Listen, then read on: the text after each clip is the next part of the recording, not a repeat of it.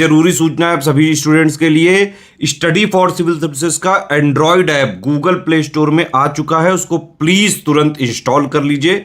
और अगर आप स्टडी फॉर सिविल सर्विसेज के सिर्फ ऐप से कोई भी कोर्स, कोई भी पीडीएफ परचेस करते हैं तो उसमें अप्लाई कूपन, अगर आप ज्ञान सर जो है आप उसमें अप्लाई करते हैं, ये कूपन कोड है, तो उसमें 20% फीस तुरंत माफ हो जाएगी, मतलब 20% डिस्काउंट तुरंत उसमें लग जाएगा।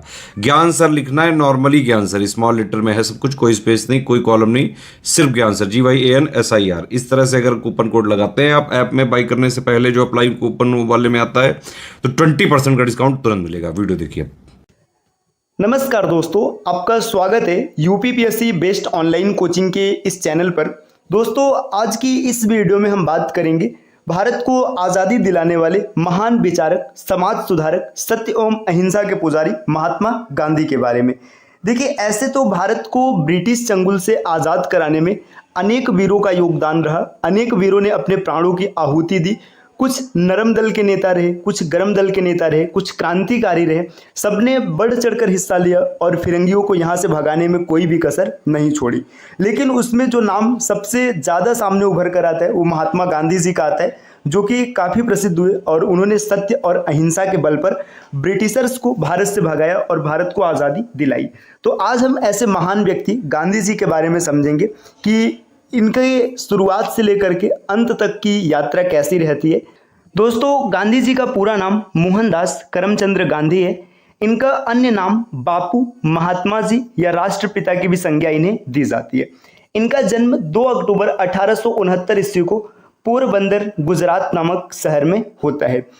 देखिए, इनकी प्रारंभिक शिक्षा राजकोट में होती है। इनकी पत्नी का नाम होता है कस्तूरबा गांधी, अर्थात गांधी जी ने कस्तूरबा गांधी जी से विवाह किया था। अब और आगे बढ़ेंगे तो देखिए, यहाँ पर दिया है इनके पिताजी के बारे में। इनके पिताजी का नाम होता है करमचंद्र गांधी, है ना। ये देखिए, पोरबंदर, वांकानेर एवं राजकोट राज्यों के दीवान थे। तो गांधी जी के पिताजी दीवान थे, ये गांधी जी के पिताजी थे, तो ये तो पहले ही हम लोगों ने समझ रखा है। इनका उपनाम कबा गांधी था, तो ये भी आप याद रखिएगा, इनके पिताजी का उपनाम कबा गांधी था। इनके माताजी का नाम था पुतलीबाई। इनकी माताजी एक धार्मिक महिला थी एवं गृहस्थी का कार्य देखा करती थी। गांधी जी की शादी होती है कस्तूरबा गांधी से। कस्तूरबा गांधी से इनके 4 बच्चे उत्पन्न होते हैं, हरिलाल, मनीलाल, रामदास और देवदास। तो यहाँ पर से भी कई बार प्रश्न बन जाते हैं परीक्षाओं में कि गांधी जी के कितने बच्चे थे या उनके नाम क्या थे। तो हरिलाल, मनीलाल, रामदास, देवदास याद रखिएगा। दोस्तों, गांधी जी की मृत्यु होती है 30 जनवरी 1948 को दिल्ली में। ये नाथूराम गोडसे के द्वारा इन्हें गोली मार दी जाती है। अगर कभी प्रश्न बन जाए कि नाथूराम गोडसे ने गांधी जी को कितनी गोली मारी थी, तो इन्हें 3 गोली लगी थी, नाथूराम गोडसे के द्वारा चलाया गया था। इनकी समाधि राजघाट में इनकी समाधि बनाई गई है। गांधी जी के राजनीतिक गुरु गोपाल कृष्ण गोखले जी थे, जो कि भारतीय राष्ट्रीय कांग्रेस की जब स्थापना हुई थी तो उस समय नरम दल के नेता थे। नटाल इंडियन कांग्रेस की स्थापना गांधी जी ने दक्षिण अफ्रीका में 1894 ईस्वी में किया था। तो ये पॉइंट कई बार प्रश्न में बना हुआ है कि नटाल इंडियन कांग्रेस की स्थापना किसने किया है और कहां पर किया है। तो महात्मा गांधी जी ने किया है दक्षिण अफ्रीका में 1894 में। टॉल स्टाई फॉर्म, गांधी जी ने दक्षिण अफ्रीका में टॉल स्टाई फॉर्म की स्थापना 1910 में किया था, ये भी बिंदु याद रखिएगा। दोस्तों, और आगे बढ़ेंगे, यहाँ पर दिया है फिनिक्स आश्रम। फिनिक्स आश्रम भी गांधी जी ने दक्षिण अफ्रीका, ये डरबन शहर है, दक्षिण अफ्रीका में 1904 में स्थापित किया था। फिनिक्स आश्रम को 27 फरवरी 2000 को दोबारा खोला गया। फिनिक्स महात्मा गांधी द्वारा स्थापित प्रथम आश्रम था। तो ऐसा प्रश्न भी बन सकता है कि महात्मा गांधी द्वारा प्रथम आश्रम कौन सा स्थापित किया गया था। फिनिक्स आश्रम 1904, दक्षिण अफ्रीका, डरबन शहर है। साबरमती आश्रम भारत के गुजरात राज्य के अहमदाबाद जिले के प्रशासनिक केंद्र अहमदाबाद के समीप साबरमती नदी के किनारे स्थित है। सत्याग्रह आश्रम की स्थापना 1915 ईस्वी में अहमदाबाद की कोचरब नामक स्थान पर महात्मा गांधी द्वारा हुई थी। सन 1917 में यह आश्रम साबरमती नदी के किनारे वर्तमान स्थान पर स्थानांतरित हुआ और तब से साबरमती आश्रम कहलाने लगा। तो देखिए, जो पहले आश्रम बनता है वो सत्याग्रह आश्रम बनता है। सत्याग्रह आश्रम को जब साबरमती नदी के किनारे स्थानांतरित किया जाता है तब इसका नाम साबरमती आश्रम रख दिया गया। और भी आगे बढ़ेंगे, यहाँ पर दिया है भीति हरवा आश्रम। भीति हरवा आश्रम, देखिए ये क्या है, नील किसानों के लिए आंदोलन करने 27 अप्रैल 1917 को गांधी जी पश्चिम चंपारण के भीति हरवा गांव पहुंचे। देखिए जो नील किसान थे, इनके लिए जब ये गांधी जी सत्याग्रह करने के लिए चंपारण पहुंचे थे, तो वहां की कहानी है। यह बेतिया से 65 किलोमीटर है। वहां के मठ से बाबा राम नारायण दास ने गांधी जी को आश्रम के लिए जमीन उपलब्ध कराई, जिस पर 16 नवंबर 1917 को एक पाठशाला और एक कुटिया बनाई गई। इस तरह भीति हरवा आश्रम वजूद में आया। तो भीति हरवा आश्रम कहां पर बनाया गया? ये बनाया गया पश्चिम चंपारण में। यह बेतिया से 60 किलोमीटर दूर स्थित है। ये एक छोटा सा आश्रम और यहाँ पर विद्यालय है। सेवाग्राम आश्रम 1936 ईस्वी में गांधी जी द्वारा स्थापित अंतिम महत्वपूर्ण आश्रम है, जो सेवाग्राम में स्थित है। महाराष्ट्र के नागपुर से 80 किलोमीटर की दूरी पर यह आश्रम बना है। तो बस इतना याद रखिएगा कि सेवाग्राम आश्रम नागपुर से दूर स्थित है। और आगे बढ़ेंगे, यहाँ पर दिया इंडियन ओपिनियन। देखिए इंडियन ओपिनियन क्या है? दक्षिण अफ्रीका में इन्होंने इंडियन ओपिनियन नामक अखबार निकाला। यह गुजराती, हिंदी, तमिल और अंग्रेजी में प्रकाशित होता था। तो इंडियन ओपिनियन अखबार किसने संपादित किया था? महात्मा गांधी जी ने। ये गुजराती, तमिल, हिंदी, अंग्रेजी इन सब भाषाओं में भी छपता था। गांधी जी ने लुई फिशर से स्वयं कहा, मैं सच्चा समाजवादी हूँ। मेरे समाजवाद का अर्थ है सर्वोदय। गांधी जी के समाजवाद में मार्क्सवाद की भी झलक मिलती है। तो ये पॉइंट सिर्फ याद रखना कि गांधी जी के समाजवाद में मार्क्सवाद की झलक मिलती है। 1893 ये क्यों महत्वपूर्ण है? गांधी जी 24 वर्ष की उम्र में 1893 ईस्वी में एक गुजराती व्यापारी दादा अब्दुल्ला का मुकदमा लड़ने के लिए दक्षिण अफ्रीका गए थे। वह दक्षिण अफ्रीका में लगभग 21 वर्ष रहे। जनवरी 1915 में भारत लौटे थे। तो देखिए ये भी बिंदु याद रखिएगा कि गांधी जी 1893 में दक्षिण अफ्रीका चले गए थे। अब क्यों गए थे इसका कारण यहाँ पर दिया गया। दादा अब्दुल्ला नाम का एक व्यापारी था, इसका मुकदमा लड़ने गए थे। फिर 1915 में गांधी जी वहां से वापस आते हैं। देखिए गांधी जी जब साउथ अफ्रीका से वापस आए थे, तो इस खुशी में या फिर इसके उपलक्ष्य में NRI दिवस मनाया जाता है। तो आपको ये कमेंट करके बताना है कि गांधी जी किस डेट को वापस आए थे, क्योंकि जिस डेट को वापस आए थे उसी डेट को NRI डे मनाया जाता है। और आगे बढ़ेंगे, यहां पर दिया चंपारण सत्याग्रह।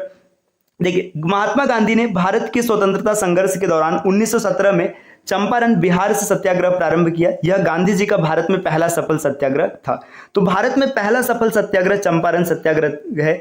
पुस्तक है on to this last. Mahatma Gandhi ने अपने दक्षिण अफ्रीका के प्रवास के दौरान जॉन रस्किन की पुस्तक ऑन टू दिस लास्ट पढ़ी थी। गांधी जी ने अपनी आत्मकथा में लिखा है, इस पुस्तक ने उनके जीवन को परिवर्तित कर दिया था। तो ये पुस्तक उनके जीवन में महत्वपूर्ण भूमिका निभा रही है।